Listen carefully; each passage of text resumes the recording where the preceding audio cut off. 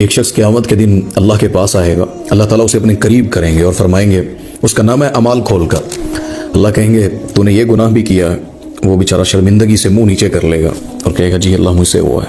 اللہ اسے کہیں گے تو نے یہ گناہ بھی کیا؟ اللہ گنواتے جائیں گے اس کے رجسٹر پر، تو نے یہ سب گناہ کیے ہیں۔ اللہ سے کہے گا اللہ مجھ سے یہ بھی ہو گیا۔ اقرار کرے گا اللہ کے سامنے، کیسے منکر ہو؟ وہاں پہ تو اللہ نے ہر چیز فرشتوں نے لکھی ہے، میزان جبرائیل کے ہاتھ میں ہے، آج کوئی جھوٹ نہیں چلے گا۔ اللہ پوچھ رہے ہیں یہ گناہ تو نے کیا، یہ تو نے کیا ہے؟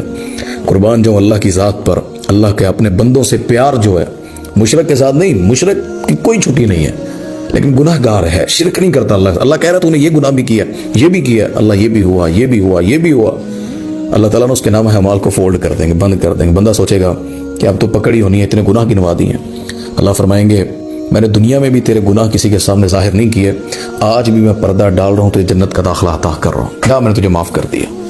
یہ وہ حدیث ہے، من ستر مسلمن ستر اللہ یوم القیامہ، جو کسی مسلمان کے عیبوں پر پردے ڈالتا ہے نا، اس کی غلطیاں خطائیں جانتے ہوئے بھی کہ نہیں یار بھائی ہے، نہیں ظاہر کرنا چاہیے، اللہ فرماتے ہیں میں قیامت کے دن اللہ اس کے عیبوں پر پردے ڈال دوں گا۔